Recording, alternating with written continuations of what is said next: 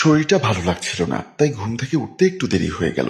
রান্নাঘরে এসে দেখি শাশুড়ি হাঁড়ি পাতিল পরিষ্কার করছে। আমি যখন শাশুড়িকে বললাম, মা আপনি কেন এগুলো পরিষ্কার করছেন, আমি তো একটু পর পরিষ্কার করতাম, শাশুড়ি রেগে গিয়ে পাতিলটা আছাড় মেরে বলল, আমার কপাল যে খুব ভালো, তাই শখে এই কাজগুলো করছি। ছেলেকে বিয়ে করানোর আগেও আমি এই সংসারে বান্দিগিরি করেছি, আর বিয়ে করানোর পরেও এই সংসারে বান্দিগিরি করা লাগছে। আমি কিছু না বলে চুপচাপ মাথা নিচু করে দাঁড়িয়ে রইলাম। শাশুড়ি তখন আরো রেগে গিয়ে বলল, আমার সামনে এইভাবে তালগাছের মতো দাঁড়িয়ে না থেকে যাও তো।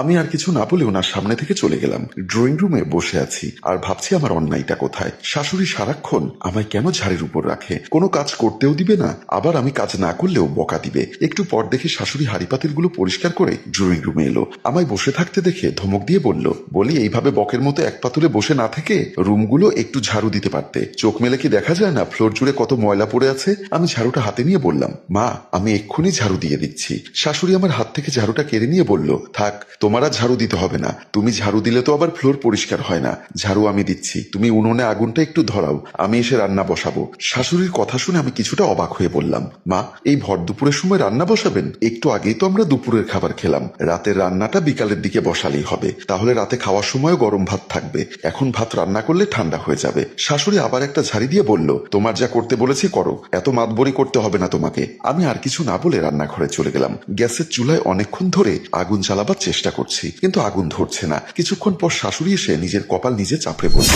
কোন শখে যে মোড়ল বাড়ির মেয়েকে ঘরের বউ করে এনেছিলাম আল্লাহ জানে। যে মেয়ে গ্যাসের চুলায় আগুন পর্যন্ত ধরাতে পারে না, সেই মেয়ে কিনা আবার সংসার করে খাবে। যাও মেয়ে, তুমি ঘরে তোমার স্বামীর কাছে যাও, আমি তো আছি বান্দিগিরি করার জন্য। শাশুড়ির কথাগুলো কেন জানি আর সহ্য করতে পারছিলাম না, তাই রেগেই ওনার সামনে থেকে চলে আসলাম। ঘরে যখন মনমরা হয়ে বসেছিলাম, তখন স্বামী এসে শার্টের বোতাম লাগাতে লাগাতে আমায় বলল, কি হলো, মন খারাপ করে বসে আছো কেন? আমি বললাম, আমি বুঝতে পারছি না আপনার মা কেন আমায় সারাক্ষণ বকাঝকা করে। আমায় কোনো কাজ করতে না দিয়ে উনি সব কাজ করবে, আবার নিজেই বলবে উনি নাকি এই সংসারের কাজের লোক। আমার স্বামী তখন হেসে বলল, আরে আমার মায়ের কথায় কিছু মনে করো না, মা এমনি একটু খিটখিটে মেজাজের, তবে আমার মায়ের মনটা খুব ভালো।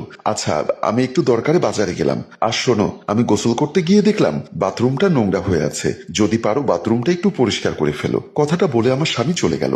বাথরুমে গোসল করতে এসে মনে মনে ভাবলাম, যেহেতু এখনো গোসল করিনি, তাই ভাবলাম আগে বাথরুমটা পরিষ্কার করে ফেলি। এমন সময় শাশুড়ি ছুটে এসে বলল, বৌমা তুমি বাথরুম পরিষ্কার করছো কেন?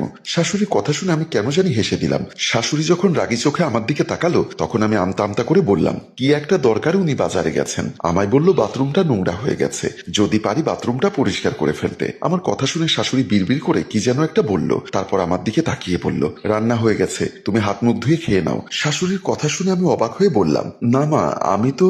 শাশুড়ি আমায় থামিয়ে দিয়ে বলল, বিস্কিট খেয়ে দিন পার না করে ভাত খেয়ে নাও। আমি শাশুড়ি হলে কি হবে, আমিও তো মেয়ে মানুষ, আমি তো বুঝি সব। আর মেয়ে মানুষের প্রতি মাসে হবে এটা স্বাভাবিক, এ সময় উপোস রাখা যায় না। তোমার যেহেতু এই সমস্যাটা হয়েছে, এখন উপোস না করে পেট ভরে ভাত খেয়ে নাও, আমি গোসল করব, সুতরাং বাথরুমটা আমি পরিষ্কার করি। বলেই আমার হাত থেকে বাথরুমের ব্রাশটা কেড়ে নিলেন আর আমাকে বাথরুম থেকে বের করে দিলেন। ডাইনিং টেবিলে এসে দেখি শাশুড়ি ভাত তরকারি বেড়ে রেখেছে। আমি ভাতের প্লেটটা হাতে নিয়ে যখন খেতে যাব, তখন শুনি ড্রয়িং রুমে আমার শাশুড়ি আমার স্বামীকে সমানে বকে যাচ্ছে আর বলছে, আমি এত শখ করে মোড়ল বাড়ির মেয়েকে তোকে বিয়ে করিয়ে এনেছিলাম বাথরুম পরিষ্কার করার জন্য নাকি? তুই কোন সাহসে ঘরের বউকে বাথরুম পরিষ্কার করতে বলিস? তুই কি তোর বাপের মতো তোর বউকেও এই সংসারের বান্দিগিরি করাতে চাস? তোর বাপ তো সারা জীবন আমাকে দিয়ে এই সংসারে বান্দিগিরি করিয়েছে, কিন্তু আমি বেঁচে থাকতে তুই তোর বউয়ের সাথে এমন করতে পারবি না। তোর বাপ যা আমার সাথে করেছে, অনেক শখ করে ফুলের মতো মেয়েটাকে এই বাড়িতে বউ করে এনেছি। আমি শাশুড়ির কথাগুলো শুনছিলাম আর নীরবে চোখের জল ফেলছিলাম। আমার অজান্তেই আমার শাশুড়ি আমায় কতটা ভালোবাসে,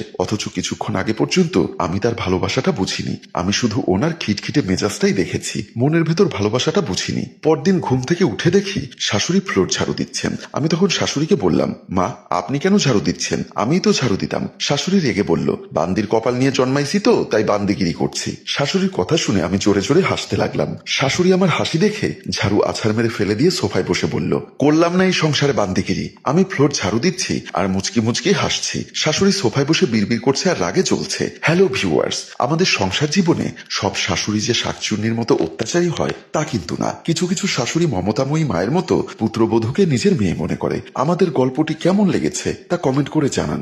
ভালো লাগলে অবশ্যই শেয়ার করে সবাইকে দেখার সুযোগ করে দিন।